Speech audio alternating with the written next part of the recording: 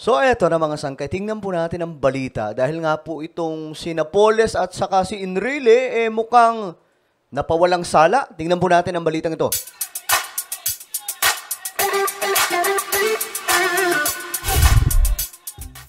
Hello guys, this is me, Sangkay Janjan. Ako muli ito nagbabalik dito sa ating channel at ayun nga po, isa sa matinding kontrobersiya noon. Ito pong pagkakasangkot ni Napoles sa napakaraming pagnanakaw sa kaban ng bayan na marami po ang involved na mga politicians. Panahon po ni Noynoy Aquino, lalo po itong na-highlight mga sangkay, no? Talagang dito ito sumabog. Ngayon, tingnan po natin ang balita, papaano nga ba mga sangkay nagkaroon po ng hatol sa kanila. Anyway, bago tayo mag-umpisa, paki-subscribe po muna yung ating YouTube channel. Ayan po mga sangkay, 1.29 million subscribers na po tayo dito sa YouTube. So, kung ikaw hindi pa nakakapag-subscribe, click the subscribe down below, click the bell, and click all dahil dito mga sangkay, ilang oras na lang o minuto mula ngayon mga sangkay ay 1.3 million subscribers na po tayo. So, kailangan kasama ka sa 1.3 million subscribers. Okay? Sa mga nanonood po sa Facebook, i-follow nyo po yung ating Facebook page. Okay guys, ito kasi ngayon ang balita, mga sangkay. Pinawalang sala o inabswelto ng Sandigan Bayan 3rd Division sina dating senador at ngayon Chief Presidential Legal Counsel Juan Ponce Enrile. Kay Enrile, medyo okay pa mga sangkay, kasi alam ko itong mga final kay Enrile ay isa lamang po sa mga political agenda ng mga kalaban noon. No? Alam naman po natin mga sangkay, sila Noynoy Aquino po yung nasa likod niyan So, iniipit po sila Enrile noon. Actually, kasama po dyan si Bongbong Marcos Pero, hindi po nila nadali si Bongbong Marcos kasi wala, matalino Hindi po nila naisahan. Pero kasama po dyan sa mga nadali si Jingo Estrada, si Bong Revilla, tapos Enrile. At mga kapwa-akusadong sina Gigi Reyes at Janet Lim Napoles sa kasong plunder na may kaugnayan sa pork barrel scam. Yan po, yung pork barrel scam during the time of the former President Noynoy Aquino. Talagang mga sangkay, naka-highlight po ito noon.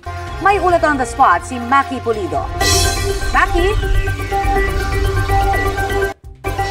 Matapos nga ang isang dekada ay nagbaba ng hatol ang Sandigan Bayan kaugnay sa kasong plunder laban kina dating senador at ngayon Chief Presidential Counsel Juan Ponce Enrile at ang dating Chief of Staff ni Enrile na si Gigi Reyes, sina Ponet Napoles, Janet Napoles at dalawang iba pa na hanggang ngayon ay at large. Sa botong 4-1 ay pinawalang sala ng Sandigan Bayan Special 3rd Division sina Enrile, Reyes at Napoles.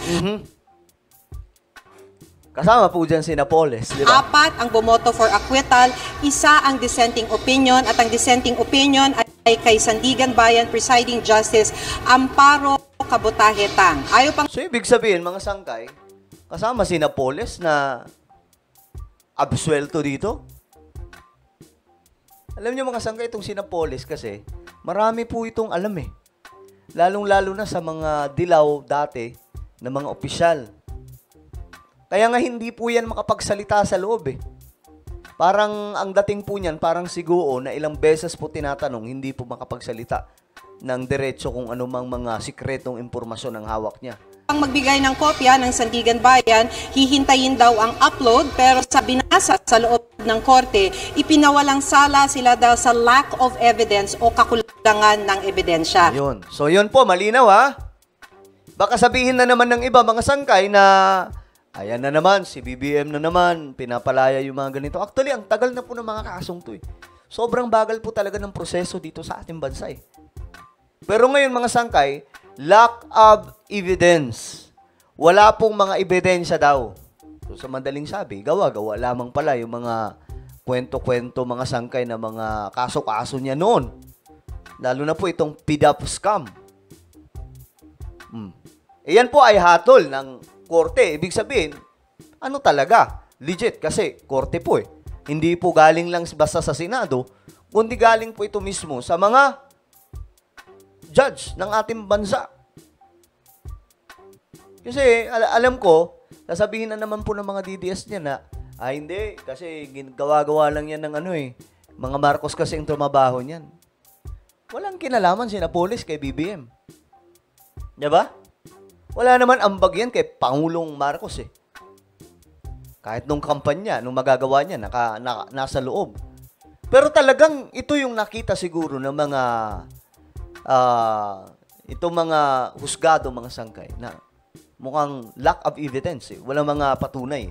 Pagkatapos ibaba ang hato, sabi ni Attorney Estelito Mendoza, vindication daw ito para kay Enrile at kay Reyes. Sabi naman ni Napoles, God is good at nagpasalamat sa mga sumuporta sa kanya. Si Reyes ay tumangging magbigay ng pahayag. Lumapit din si Napoles kay Enrile pagkatapos ibaba ang hatol ng korte at lumapit din si Reyes kay Attorney Mendoza at nagmano. Matatandaan sinampahan sila ng plunder dahil umano sa 172 million pesos na kickback umano ni Enrile mula sa pagpondo sa mga bogus na non-government organizations noon ni Napoles gamit ang kanyang pork barrel o Priority Development Assistance Fund. Tinatakpan talaga si Napoles. So, tingnan nyo mga sangkay kung gaano katindi ang security niya. Kasi itong taong mga sangkay, mataas po ang na ito. Alam. O kaya marami po itong alam na mga sa gobyerno. Kaya nga po, gusto rin pong itumbayan ng mga politiko noon. Until now naman mga sangkay. Kaya hindi po makapagsalita yan kasi yung pamilya niya. Diba? Kita nyo?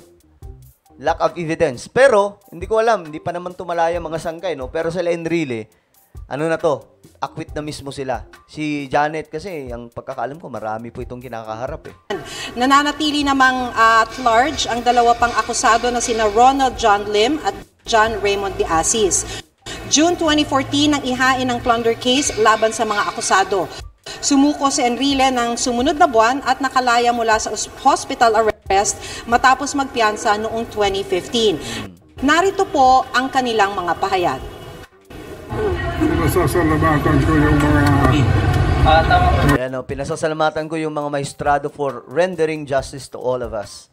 I knew all along that we have not done anything. Maestrado for rendering justice to all of us. Grabe si Enrile, no?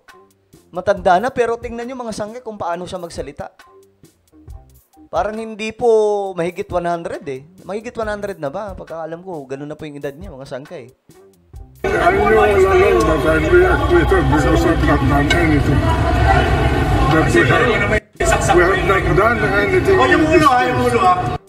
And I hope that the people who filed those cases against us. Sabi niya, I hope the people who filed these cases against us will examine their conscience. Will examine their conscience. Ito, napatunayan na natin. Gawa-gawa lang pala yung mga mga sangkay. Accusations kay Enrile.